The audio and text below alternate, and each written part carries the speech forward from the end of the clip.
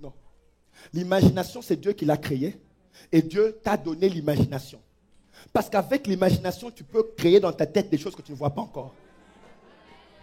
Ah, je sens là-bas, ça chauffe maintenant.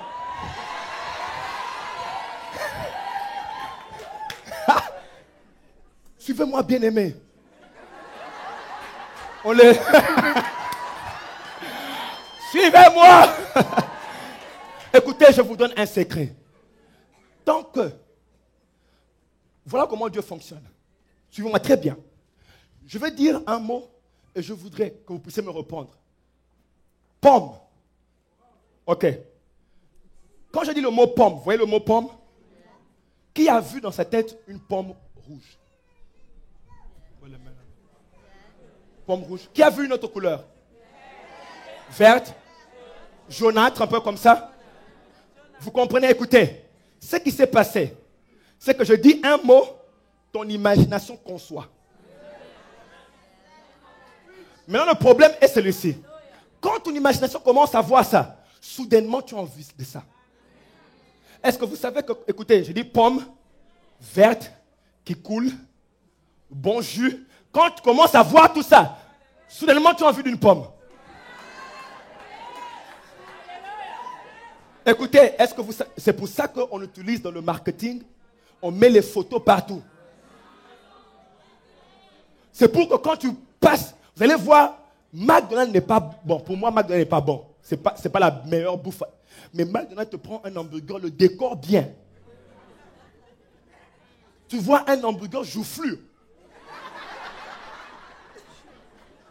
Tu n'avais pas faim, mais tu passes par là, l'hamburger te dit...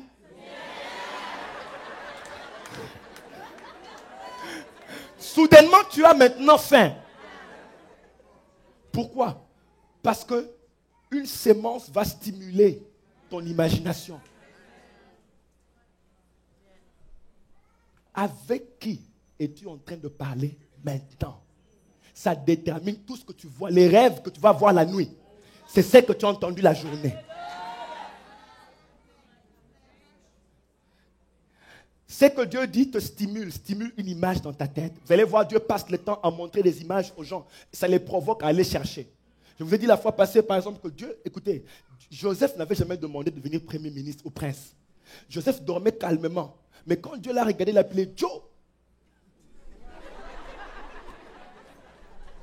Joseph dit, mais attends là, ça c'est moi. Joe. Psst, psst, Joe. Et puis, il lui dit, mais tu dors comme ça en désordre. Regarde, j'ai tout ça pour toi. Joseph, maintenant, dans son rêve, voit l'image de ce qu'il doit devenir. Alors, soudainement, quand tu vois l'image de ce que tu dois être, tu commences à haïr là où tu es. Vous me suivez?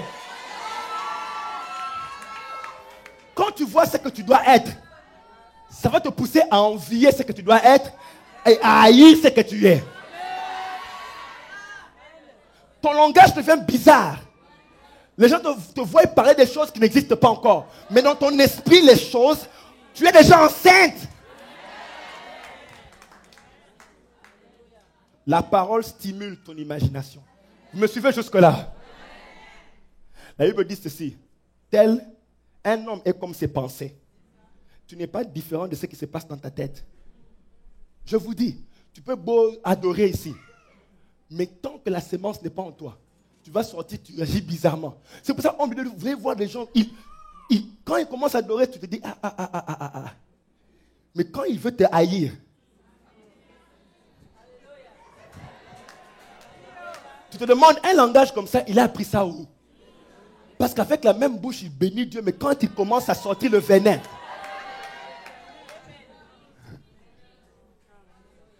la parole va stimuler ton imagination et tes pensées vont amener à l'existence.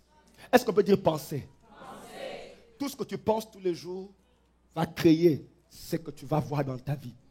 Laisse-moi te dire à quoi tu penses ces derniers temps. Je t'assure que tu vas voir les choses à qui tu penses. Est-ce que vous savez que Job a dit ce que je crains? Il a amené à l'existence les choses qui s'est passées dans sa tête. La Bible dit Écoutez, c'est pour ça que Dieu condamne. Jésus condamne les gens qui commencent. La Bible dit ceci. Quand tu regardes une femme pour l'envier, tu es déjà condamné, tu as déjà commis l'adultère avec elle. Moi je dis, mais Dieu, c'est encore au niveau de la tête. Il dit exactement. Parce que dans ta tête, il y a tout un monde qui rend les choses réelles. Est-ce que tu me suis déjà? Tu me suis, mon frère? Dans ta tête, si tu commences à rêver que non, Dieu m'appelle à la grandeur, ça a commencé déjà à prendre place là-bas. Ça a déjà commencé, c'est déjà réel en toi. Ça n'attend plus qu'une manifestation. Est-ce que vous me suivez? C'est pour ça que la Bible dit, garde ton cœur plus que toute autre chose. Autrement dit, combat. Donc, résiste. Quand tu entends quelqu'un qui commence à parler bizarrement, écoute, laisse-le, il va crucifier ce qu'il y a en toi. Vous me suivez, hein? Ne laisse pas les gens te pousser à commettre un avortement. Parce que des fois, Dieu a mis une sémence, mais il y a des gens qui te font avorter. Disent des choses qui te poussent à avorter. Je me suis rendu compte d'une chose.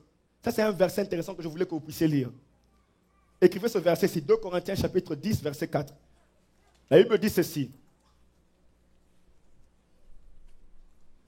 Je vais vous lire ça.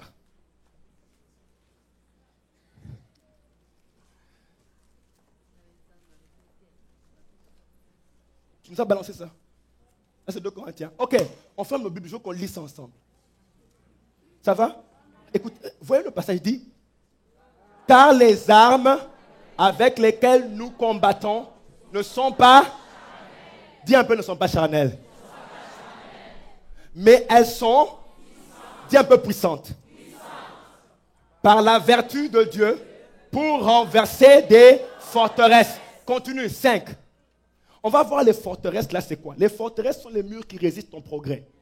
Ça va? 5. Nous renversons les... Attendez. Donc les forteresses c'est quoi? Les raisonnements. Écoutez, le problème que tu as, ce ne sont pas tes voisins. Ne t'ont rien fait. Les sorciers de ta famille n'ont pas de problème. C'est toujours facile de trouver. Écoutez, j'étais à la maison, comme mon téléphone est public, il y a quelqu'un qui m'appelle. Il m'appelle de je ne sais pas où, et puis il a eu mon téléphone à partir d'Abidjan, Côte d'Ivoire. Il m'appelle, me dit, voilà, j'ai un problème. Moi je dis, c'est quoi le problème? Mon problème, c'est que ma vie n'avance pas bien. Je dis, Ça commence déjà avec intensité. Et il me dit, alors, on m'a parlé de toi. Je veux maintenant que par la révélation prophétique, que tu discernes qui est le sorcier. J'ai dit, ok, attends. Seigneur, en tout cas, franchement, j'ai dit, Seigneur, parle-moi, parce qu'elle attend une prophétie. Dieu me dit, demande-lui comment elle mène sa vie. Je dis, attends, je crois que j'ai découvert. Le Seigneur veut me donner une révélation prophétique. Sur qui est en train de te freiner. Parle-moi un peu, est-ce que dans ta vie, il y a des portes ouvertes? Il dit, des grandes portes. Je dis, voilà. Il y a des gens, tout ce qu'ils veulent, c'est abracadabra. Mais ils mènent une vie en désordre. Aucun respect pour la parole de Dieu. Tu ne peux pas voir Dieu agir. Bien-aimé, les miracles, c'est la parole de Dieu qui amène à l'existence. Dieu ne va pas corrompre ses principes parce que tu as bien chanté. Vous savez ça? S'il a dit sème et tu vas voir, sème et tu vas voir. Ne saute pas trop. Sème